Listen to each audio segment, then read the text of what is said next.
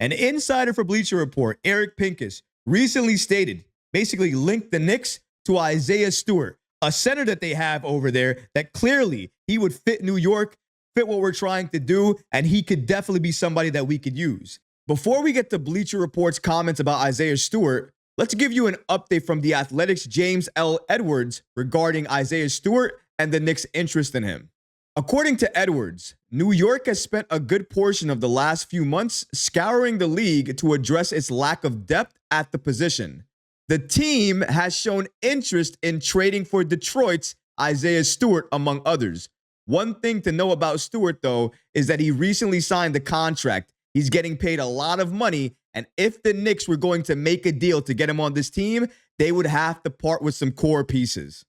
But if the Knicks were going to do that, according to Pincus, we would have to give up Julius Randle in that deal. And if that's what it would take, there is no way I'm even picking up the phone to have a conversation to get Stewart on this team. Before I give my full reaction, let's go ahead and break down these following reports today from Eric Pincus. Shout out to Eric Pincus of Bleacher Report. He explored one dream trade target for every NBA team, and he listed Isaiah Stewart for the Knicks. However, Pincus wrote that Julius Randle could be part of a potential trade, which would bring questions for the Knicks in terms of if they would do it or not. The Knicks accomplished much this summer by adding Mikal Bridges via trade with the Brooklyn Nets. OG Anunoby re-signed and Jalen Brunson extended. However, the team lost Isaiah Hartenstein and has a hole at the center position, with Mitchell Robinson struggling to stay healthy and Precious Achiuwa a bit undersized, 6'8". We continue here by Pincus stating, the team obviously talked with Utah about Kessler, but they didn't find common ground there. He's a viable option for New York, but Isaiah Stewart of Detroit, he could be a natural fit. He's about the same height as Achiuwa, but has a bigger body.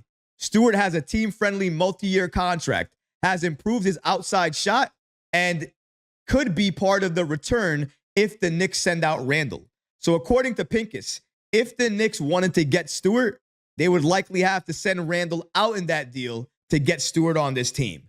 And if that's what you have to do, if that's the trade you have to make to get a player like Stewart on this team, then I can only imagine what Detroit could want for a player like Jalen Duren, because the only player that's a center that I want out of Detroit is that young man called Jalen Duren. Young, defensive-minded, and can still develop into a crazier monster than he is right now. So that's the trade I would make. But even in that situation, I'm not giving up Randle. Let me make it clear. I am not trading Julius Randle for anybody on Detroit. That includes Cade Cunningham. I'm sorry, I am not doing that, because I'm not going to open up the Knicks to have a situation or an issue. I mentioned it before and I'll say it again. The Knicks are not going to make a trade to spite themselves, to make them worse. If they're going to make a trade, it's because the trade is going to make them a better team. The Knicks making a trade for Isaiah Stewart, with Julius Randle being the main focal point of that trade, not only destroys our championship aspirations, but it makes us a worse team. Eric Pincus, listen, I appreciate you. I've covered some of your reports in the past, and I might continue to do so. I got to ask a favor. Can we please stop all of these crazy, insane trades that have Randle going to places like Detroit for players like Isaiah Stewart? Have we forgotten the 3-time All-Star, 2-time All-NBA player that Julius Randle is? He was on pace probably to make 3-time All-NBA before he got hurt last year.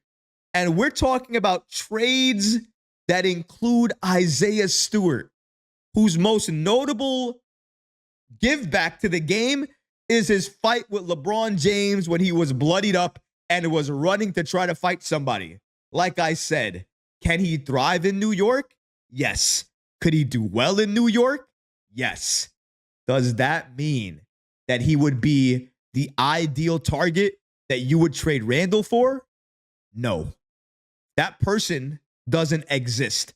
And until they do, the trade Julius Randle conversation has to stop, because we have to stop saying trade him when there is no viable option available to trade him for.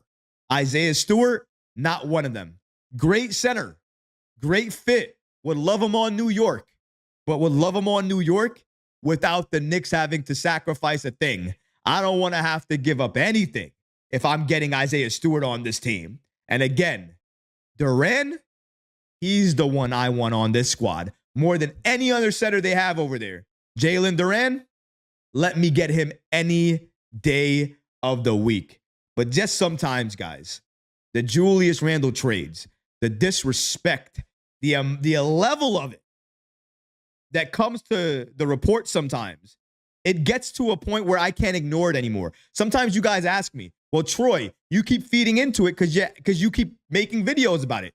You think that if I didn't make videos about it, these articles wouldn't exist? Like poof, they would go away? That poof, nobody else would talk about them? That wouldn't happen. The reason I do what I do is because at least when I do it and I talk about it, you hear my real, authentic take. What's real, what's true. Nobody's paying me to say a thing about this team, this organization, or anything. And that's why I say it. I have to clarify situations. You think I want information out there that says Julius Randle and a trade for him actually exist, that it's true? If I see a report like that, as a fan, I'm going to create content on it that goes against it. What's the report? The Knicks potentially have Randle linked to a trade. What's the reality? They're never going to do it. Let's please keep that in mind. A lot of the times, I feel like sometimes people don't understand why I make these videos. We feel like if I create them, that's the reason that these articles and reports exist. That's not true. They would exist because of they would always exist. I do what I do to make sure we get the Knick fan response to it.